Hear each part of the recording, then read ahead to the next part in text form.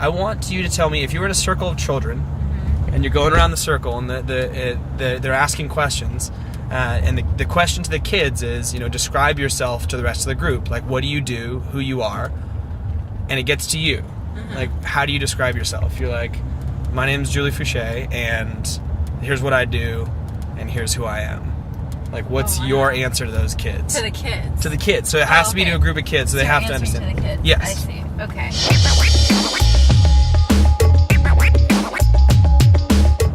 Okay.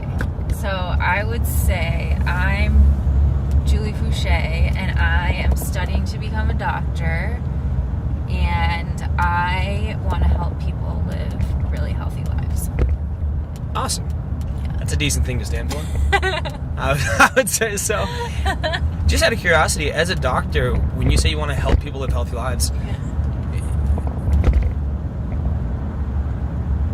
I mean, my little brother is going into being a doctor, so like he's struggling with the fact that being in general medicine, a lot of the times you're meeting people so late in life and they're so sick that he's having the mentality that, like, you're not helping them have a healthier life, you're helping them mitigate avoid pain. Death, like avoid death. Prolong and it's like the inevitable. Exactly. Yeah. So like what's going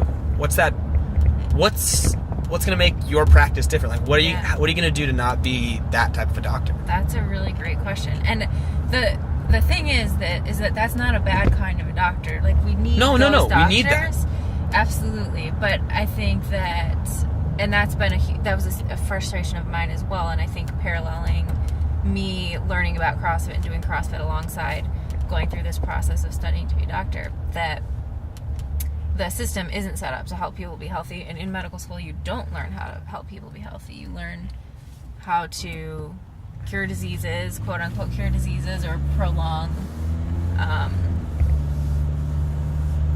just prolong the inevitable, if manage chronic diseases and help people to live longer. And so for me, the answer was to go into primary care, where that is much more of the focus. Although, even still, the way primary care is practiced now is still a lot of managing chronic disease with medications and like frequent visits that are not very long, and not being able to help people really make changes into the way they're living their lives. And so that's where I want my practice to be different. Is now there's a lot of other models that are popping up for people to be able to develop more long-term relationships with their patients, or more in-depth relationships where you can spend more time with them and be able to help them with lifestyle behaviors. Interesting. Instead of just prescribing medications. What would that model be? I'm curious. So there's one that I'm really interested in that's gaining a lot of attention now, even in the last couple of months, called direct primary care, which is basically a membership model. So it's kind of similar if you think about your CrossFit membership that you pay every month is something that you're investing in your health, right? Right. And so a direct primary care practice would be where you would pay out of pocket a membership fee to your primary care physician of maybe somewhere between $50 and $75. So most of them now are, as you get older, you might pay a little bit more. Right. And then that allows the doctor... Per month? Per month, okay. Yep. And it basically cuts out, same thing as a CrossFit gym, cuts out the overhead. So it's just you and the doctor. They don't have to worry about charging insurance or billing or doing all these crazy things. You just pay $50 a month. You can see your doctor as much as you want because they have a lot fewer patients that they're responsible for seeing. Right. And then they can negotiate directly with labs and pharmacies to be able to get things at cost. And because you're not having to charge insurance prices, it's actually usually cheaper for the patient anyways. So I think I was literally earlier today talking to Brian Mulvaney about a very similar thing. Oh, it probably is. He's very attuned to that sort of thing. He was talking just about finding in a way cash doctors and doctors who, like, he gave the example of an MRI. Mm-hmm. Basically being like, you go to an MRI, you go through insurance, that thing costs $2,000 or whatever it may be, and then but if you went straight through a doctor who negotiated with that, they can get it down to like a $200 fee. Yep. And so it's becoming, so my husband and I, he's 2 years ahead of me in primary care residency. He's in family medicine residency. I'm really sad he's not here, by the So, way. me too. I know. It's just, they don't give a vacation in residency. It's Lazy, so rough. lazy resident. I'm just kidding. But we went to this conference a few weeks ago in Ohio, and it was a direct primary care conference. And I'm like, okay, it's a conference. It's going to be a few hundred people. It'll be great. We go, and it's one conference room with like 10 people. And I was like, okay, this is a very new thing. Like, people don't know about this. So it was just Ohio. So obviously that was a small demographic. And they have an annual conference every year. But it's a very small and growing model. And a lot of doctors are so nervous about this sort of thing because they, like, you don't learn anything about business. You don't learn about, you know, you're worried about, like, malpractice or having the right insurance or things like that. And for a lot of medical students, it's like, I just want to go work for a system so that I know everything's going to be taken care of, and I can just go do my doctor thing. Right. So it's very scary, and people are very nervous about going off on their own. So I think that's why it's a little slow to catch on, but there's still so many people that are fed up with the way the system is right now, and they just want to be able to have time with their patients, and so it is catching on. And I think there's also, I don't know the name of it, but there's also a bill that's very close to being passed that would allow people to use their health savings accounts to pay these membership fees. Right. And in the case that that passes, it supposedly will take off quite a bit. In order to have a health savings account, though, don't you have to have an insurance that allows you to put away? So you still have to have insurance because you still need, like, catastrophic. Like, if you get hit by a car or you break your arm or something happens, you still need insurance, and maybe you need to see a specialist. Right. But this would, in the study, there's even been some studies, I think in California, I can't remember what the system was, or maybe it was in Washington or Oregon, where they've done some studies, and this type of model has saved costs in terms of ER visits, in terms of hospital stays, readmissions, just because the patients have this relationship with their doctor. They don't have to wait in the waiting room for half an hour or pay a huge copay to see their doctor every time. They go from seeing 1,500 patients to seeing 500. Right. And they don't have to go to the ER if something happens in the middle of the night. Like, they can just text their doctor or call their doctor about it and decide, do I need to go to the ER or not? So it's kind of exciting. And it's gained a lot more traction in the last couple of months. Like, there's been a few articles. I think a couple of weeks ago there was one in Business Wire, and I think it was on the news last weekend. So it's gaining more attention, I think. It'll be really interesting to see over the next couple of years. Awesome. How that shifts. But that's what I'm latching onto, because I certainly do not want to practice in a way that it's a revolving door and you're seeing patients every 15 minutes and just trying to refill their prescriptions, because to me, that's not helping people be healthy, and it's not a very fulfilling way to practice. Awesome. I love it. How long have you been CrossFitting? What is your first CrossFit memory? Oh, wow. So I started doing CrossFit in June of 2009, and I can't remember the exact day, but it's in my calendar, so I remember it every year. June of 2009. Yeah. And my first memory of CrossFit was when I met my husband, because we both lived in the dorms at University of Michigan, and we were watching Grey's Anatomy, of course, in someone's dorm room, and then he gets on the computer and pulls up CrossFit.com, and he's looking at the workout, and I'm like, oh, what is this? Tell me about it.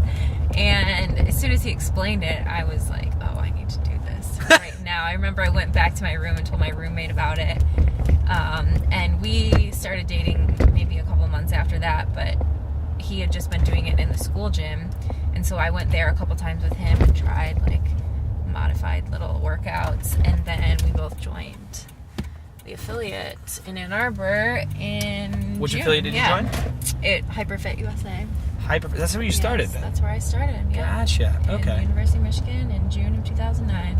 Awesome. So 2009, that puts you at just under 10 years?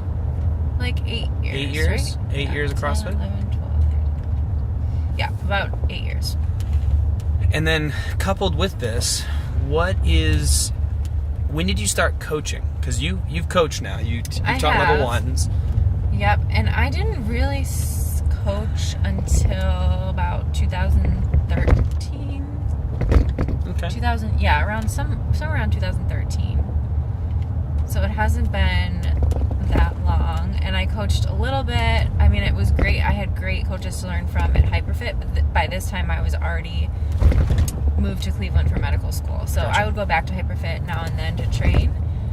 But I had great examples there. And then I started coaching a little bit in Cleveland, at various gyms, like a couple classes a week on the weekends while I was at school. So that was kind of my first coaching experience. Do you remember your first memory of what's your first memory of coaching? And how did it go? Oh my gosh, I'm trying to think. I don't even know. What's the oldest one you can remember? I had to think about it too when I was... Yeah, oh wow, I had to think about that. I guess it would have been at the first gym that I went to when I was in Cleveland was at CrossFit CLE. That was the first place that I coached. Did you coach a class or a one-on-one first? Class. Really? Yeah. Crazy. So Yeah. you'd never coached before, and they're No. like, "Yo, Just join a class. just start teaching this." I think I coached like Saturday mornings actually. Were you? while I was Did you ever there. coach anything other than CrossFit?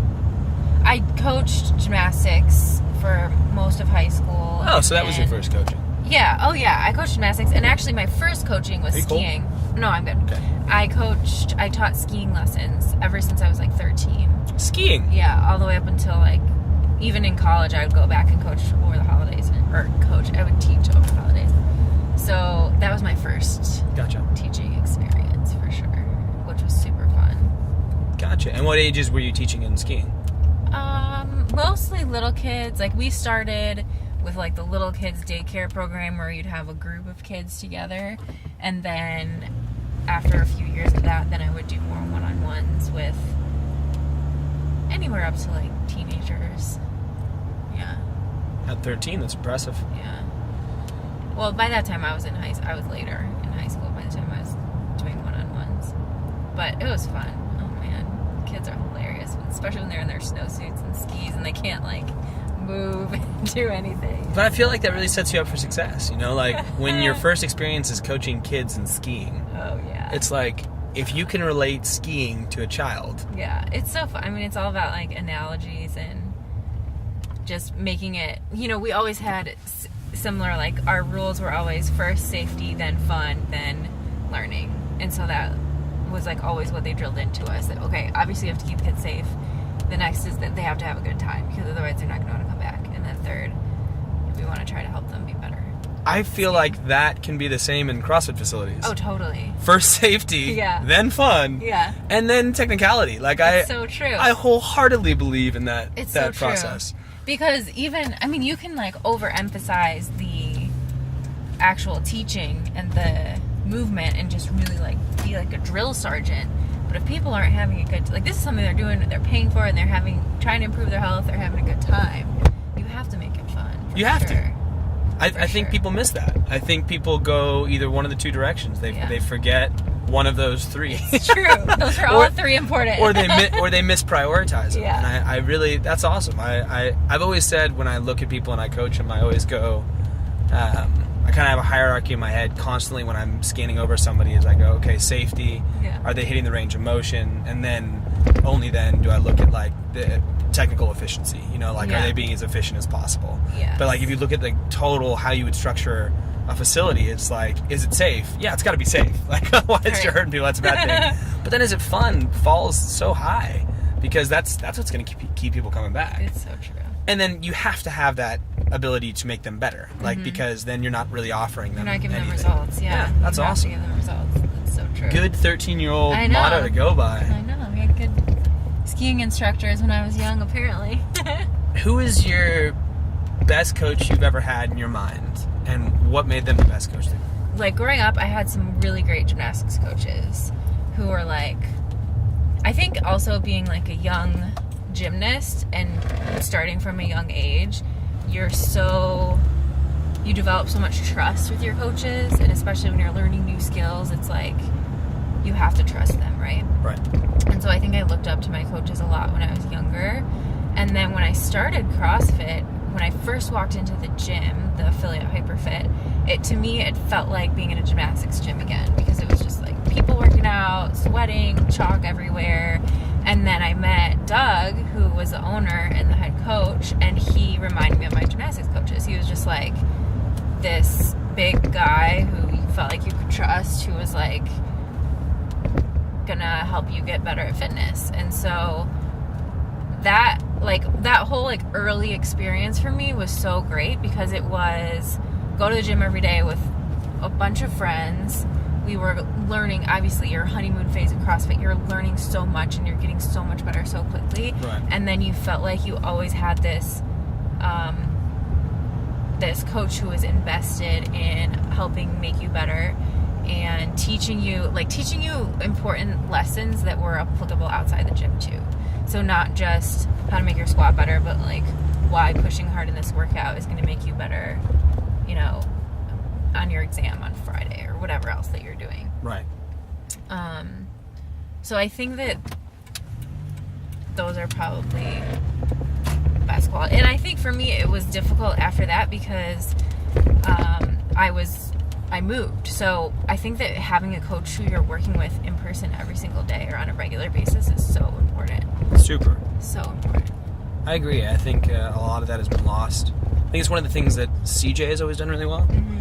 Is CJ Martin from Invictus. Mm-hmm. Is he's always brought his athletes to him. Yeah. Ben has done that well now. Ben too, and I think he says that, right? He's like, I'm not taking on new athletes unless I can work with them so much. Right. Which makes sense. Person. You know? I mean, it's absolutely necessary. Which is kind of why the product that we create with Warm Up and Workout is like we try to give it to affiliates that they can Mm-hmm. give to their people. Because I want to be dealing with the coaches and trying to make them better so that they can affect the people. Because if I'm dealing like third-party system, there's only so much you can do if you're really trying to affect change. That girl's charging. Oh yeah, she's going. Rad. Bike's a little small for her, but A little small, but it's how the gangster kids do it in Santa Cruz. Since you first started CrossFit, so it's been like 8 years now, what do you think has changed the most? Like in your mind, as far as the community goes, what do you think has been the biggest change in the CrossFit world? I think the biggest change is that now it seems like a lot of people find out about CrossFit because of the games. And I don't know if that was true before. Maybe you can answer that, but I feel like it's, and maybe it's just because of who I am and my previous experience in CrossFit, but I feel like I'm constantly having to explain to people that that's not what CrossFit is all about. Right. Because they're so intimidated by what they saw on TV or what they think that CrossFit is. And maybe that's just because I competed in the games, and so they think that that's what I do and that's all that it is. Do you find that kind of ironic, being as though, seeing as you're like one of the top females of all time, and like you're iconic in the competitive scene, do you find it funny being the person who has to tell people it's not about competition? I do kind of find it funny, but I think it's harder. You know, I think it's harder for people to believe it coming from me, because it's easier to see someone like them or relate to someone like them instead of hearing it, yeah, sure, you can say it's for everyone and you're like, you competed in the games however many times. So I don't know if they always believe me when I try to explain it. How do you explain it? So what's your method? So someone comes up to you and they're like, oh, I've seen you in the CrossFit Games. I want to, like, CrossFit is the CrossFit Games. Like, they have this air about them where that's what they think it is. Yeah. Maybe you're in another country or whatever. Maybe what's the conversation like for you? Like, what do you say to get them to see the other sides of it? I usually would say something like, oh, you can do it too. And something about how it's scalable, or you don't have to. A lot of people think, oh, I'm not in shape, I couldn't do CrossFit. And like, no, you can. Everyone has to start from somewhere. You will learn as you go, and you don't have to be in shape first. But we can all do the same workouts. They just will look very different for you or for me. I don't know. I think that, I don't know. Well, it's hard. Yeah, it is. It's like, so hard. It's one of those things that's so hard to explain until someone either goes into a gym and does it, or has a first-hand experience and see, like, someone that they know does it, or I think that's usually the way that most people end up realizing that they could do it too. I think I've gone these days for mainly trying to go with analogies that people understand. Mm-hmm. So I'll be like, I'll find out what world they're from and then try to give them an example in their world. Oh, so that's great. like it'd be like, I had a surfer the other day be like, oh, you know, I've watched that on TV. It seems way too intense. Yeah. And I'll be like, cool. So you know the Mavericks competition where people surf 100-foot waves? Yeah. Is that surfing? And they're like, yeah. I'm like, is that all of surfing? And they're like, That's no. really good. I'm like, that's the 1%. That's the very like tip of the craziness spear, and that is dangerous. Right. Yeah. That's not what the whole thing is. What's the beauty of surfing? Where does that come from? That's in the day in and day out, you know, weekend warrior who jumps on a longboard and gets in the water. Like, that's surfing. Like, that's the heart of it. And that's 99.9% of the community. So true. For me, what I've tried to do is just see what their deal is. Yeah. What do you know? And let me relate it to, like, the extreme in your field versus what you know. Right. Yeah. Right, or people the worst. Like when I was flying here, someone saying, "Oh, you know, I'm too old. I couldn't do that." Yeah. Or, you know, like I'm too. You know, my body can't do that anymore. I got a back Stuff injury. Like yeah. Go. When it's like, oh, you need this, but Yeah. you don't understand. You really need it. I'd start eating better, but I have diabetes, so Yeah. I'd rather take these pills. And you're like, go, come on. Type 2, of course. You I gotta can do clarify. it. Right, of course. Yeah. It's hard, man. I've actually really, for a long time, I had a really hard time. Oh, look at that guy. Hey, pretty guy.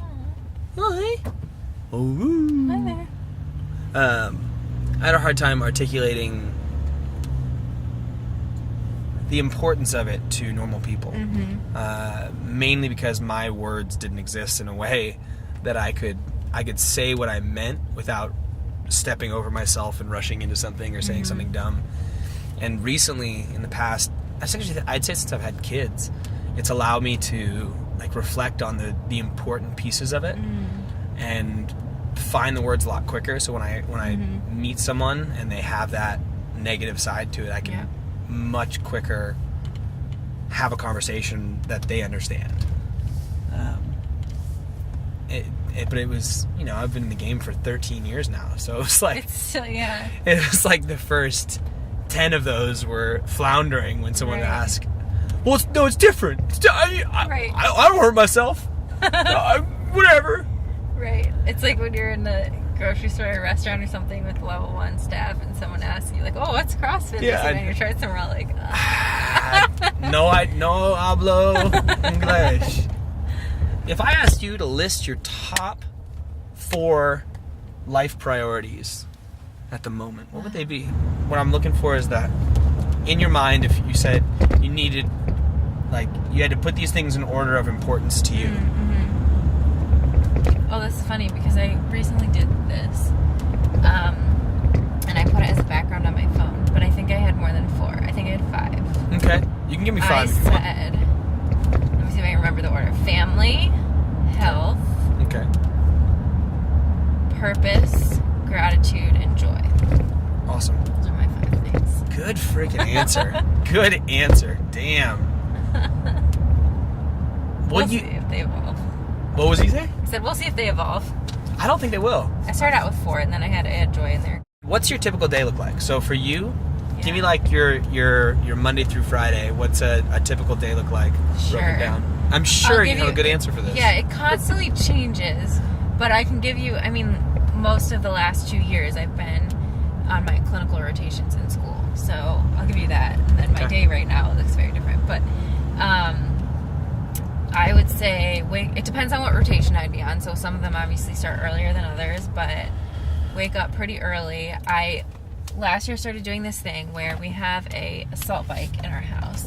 So I started doing this thing where I hop on the assault bike right out of bed and I do 5 minutes. So the first minute's kind of slow, and then I do like 4 minutes of intervals so that I'm just like kind of get the blood flowing. And then what time is this? This is like probably somewhere around between 6 and 6:30, okay. I would think.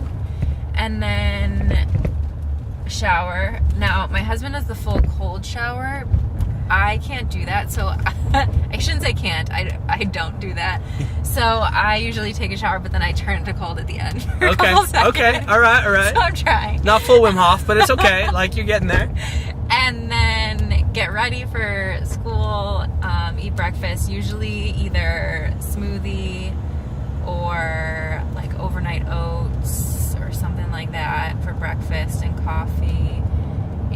go to school, and that's just, I mean, depends what, some kind of rotation in the hospital, eat lunch.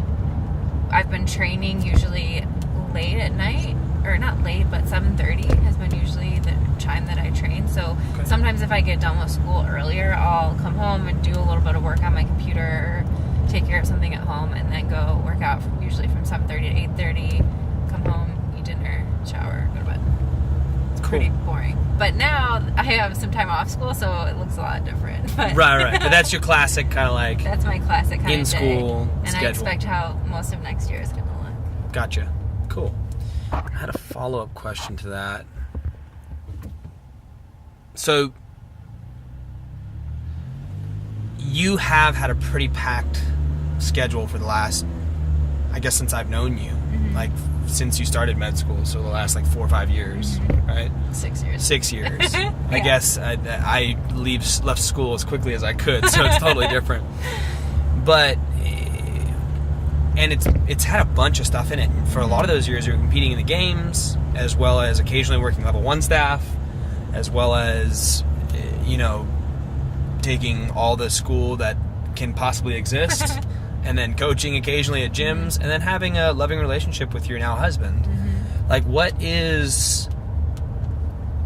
when you got overwhelmed, because I'm sure that happened, right? Oh, yeah, all the time. What was your strategy for, dealing with that? So you got overwhelmed, just too much stuff. What did you do? So I guess it would depend on what level, but sometimes it was taking a step back and looking at what I was doing and what was most important, and were there things that I was spending my time on that I didn't necessarily have the bandwidth to do, and cutting those out. For example, during my first year of med school, competing in CrossFit, and then having to take that decision to step back and not compete during my second year of med school because it just wasn't smart or feasible. Right. And then other things, during my first couple years of med school, it's so easy when you start in a new place and you want to try to explore everything, and I didn't really know what I wanted to do career-wise, so you want to go to the different student groups, and you want to, spend time with different people, and so I dabbled in a lot of different things that ended up not sticking or being things that I committed to in the long run, and probably, wasted time doing that. But I don't think that any time is really wasted, because it's all experiences that you learn from and draw from. But I think whenever I get overwhelmed by something, I usually take a break. And most of the time, it's I'm just going to go to bed. In the morning, I'll wake up and it'll look a lot better. Right. And then I usually am just very narrow-minded. I just focus on what has to be done tomorrow, what's the most important thing, and let me focus on that, and then everything else I'll figure out afterwards. And so I try not to let other things stress me out besides what is most important to be taken care of at the moment. Gotcha. But ice cream helps too. So. Ice cream. Fair enough. And I mean, we all know the negative ramifications of ice cream. Yeah. You described them to me earlier, so that's I'm amazed that you would go there. There's this really awesome ice cream place a few blocks from our house that makes cashew milk based ice cream. What? So last fall I was studying for my board exam, and Danny would come home 3 nights a week. I'd be like, we gotta go get ice cream. It's ice cream time. Yeah. That's awesome. Yeah. You actually are this really interesting person in the community to me, because you it was always a side thing for you. You invested so much into it. Don't get me wrong. Yeah. You trained so hard, and I watched how much volume you did, and it fucking blew my mind. I did 1/10 of the volume. I've trained. Oh, I guarantee you, I have trained 1/10 of the amount that you've trained in your life, and watching your level of commitment to it was mind blowing to me. But you were still so it was almost like a side thing for you. It was just yeah, I'm doing it, but it's just to fill my time while I'm not being a med student. What was I don't know if I would call it a side thing. I think that it was, and it became so quickly a big part of my life that during my last 2 years of college, or I guess I competed in right after my junior year and then after my senior year of college, that then it all of a sudden just became this like huge part of my life, and so it became difficult when I had to think about letting it go or think about like not doing it for that one season in 2013. And then so that was after difficult that, for you. that was very difficult. I tried to find every single way that I could possibly make it work. I was like, maybe I'll be that one girl who can qualify to the games just doing one workout a day and it'll be great. I couldn't even make it to do one workout a day during that time. It was like I could maybe get 4 days a week and I'd be doing really good. But anyways, so then after that season, I think I was so excited to get back to it that like my 2014 season, which was when I was on my first year, I did 2 years of research during med school. That was my first year of research. I was like all in on training. Like Right. it was more like the research was the side thing, which was okay because I spread my research out over 2 years. But Right. that's when I really took it on as like my living that like athlete lifestyle, and I scheduled everything around it. Gotcha. And that was really fun to be able to do for 2 years. Yeah. And something that I'm so glad I had the opportunity to do. But again, people ask me now, like last year, they were like at the games, oh, do you wish you were out there? Do you miss it? Yeah, I do. I mean, it's such an amazing feeling to be out there and to know that you've trained and you've prepared and you have done everything to be ready for that moment. But like, I wouldn't give up everything else I'm doing now to do that again. Just because I'm so excited about all the other things I'm doing. And I'm glad that I started when I did, because if I hadn't already been in the process of applying to med school and CrossFit had been bigger when I started, maybe I would have delayed med school for a year. Right. And been like, oh, let me just try this for a year and see how it goes. And I could be just starting med school right now. Like, Right. You never know. You never know. But I guess it kind of all happens how it happens. Totally, yeah. And I'm so happy with the way it happened. I think everything happens for a reason. I'm right there with you. What do you think made you a good competitor? Like, because you were always so quiet and just kind of walked in, you did your shit, and you left. And you were always like, how is she on the top of the leaderboard every time? Like, what do you think? Have you? I mean, I'm sure you've sat and analyzed it, but like, what do you think made you a good competitor in your mind? I mean, I think that my focus was very good. I can tell you probably more quickly what the things that I lacked that prevented me from doing better, but I think that my focus was always a strength, and my preparation, like I got all my confidence from my preparation and knowing that I worked as hard as I possibly could. And I think the experience that I had from gymnastics growing up was super beneficial, because it's all in track. It's like the same kind of go with the flow. Like you do one event, you rest, you do another event, and you can't let the previous event get to you, and you can't let that mess up your mental approach to the next one. And I think that's a huge key when it comes to the CrossFit Games. And so I was always able to try to just focus on one event at a time, and not. I think that having that athletic experience early on is really important, because you see a lot of people who are great athletes in the gym, and then they get into competition and they like freak out and they start changing things and doing things differently. But I think I've always been someone who thrives in the competition environment, and I just love that atmosphere. That's awesome. You and I couldn't be more opposite when it comes to our what makes us successful. But I love hearing that, because when I look at you and I look at how you did well, that makes perfect sense. And like even when you described to me earlier, like your method for coping with being overwhelmed is like you just focus on the next task at hand, you get that done, and you move to the next thing. It's like you don't let it affect your current task. And that was why you thrived in competition. It was simply like, no matter what, you're like, oh no, I've prepared for this. Like I did all this shit. Right. Like I'm gonna come in there and it doesn't go well. It doesn't go well. I'm just going to the next one.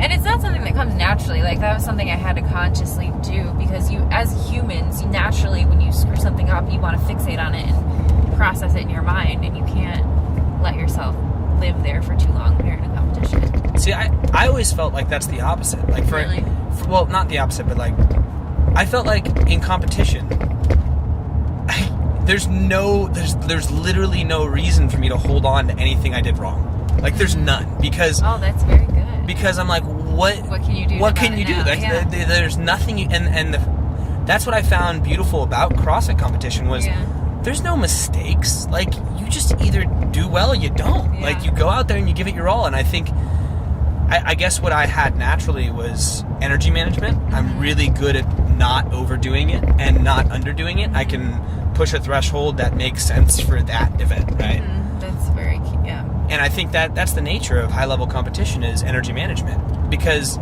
you're not going to like suddenly be that much better in competition. So once you get to competition, this is literally everything you got. Right.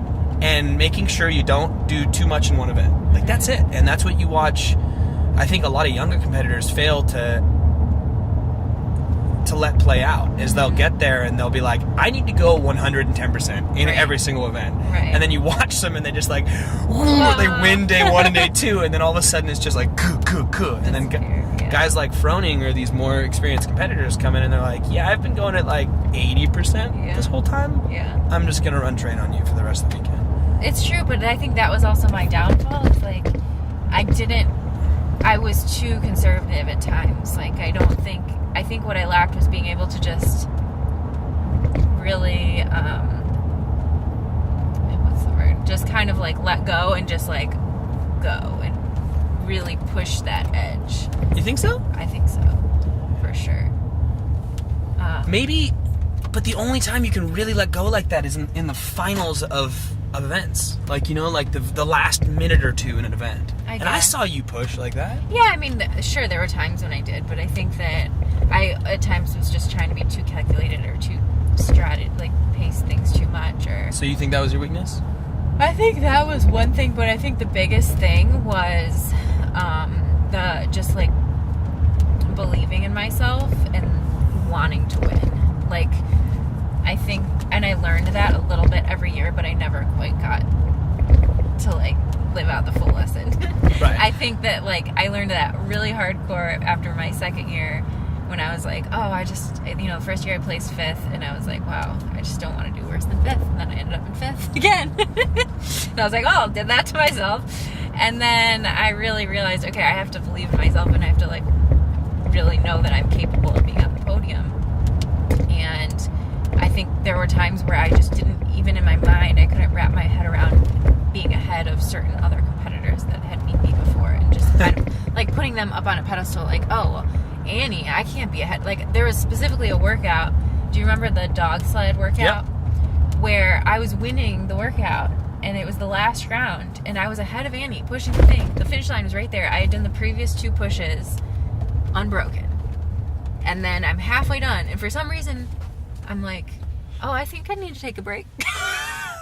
And I look back at that, and I'm like, I think it was like this subconscious thing where I just didn't like know that I could actually be ahead of her, because she had always won, and I was like, oh, I can't be ahead of Annie Thor's daughter. Right. And so that was a big lesson for me, and I think that's when, the next year I had really was able to have a little bit more confidence. But again, it happened, I think, that same year, but I still at least ended up on the podium. That's interesting to me. Because I'm always trying to understand. I mean, I guess most people are trying to understand things that are not like them, right? Mm-hmm.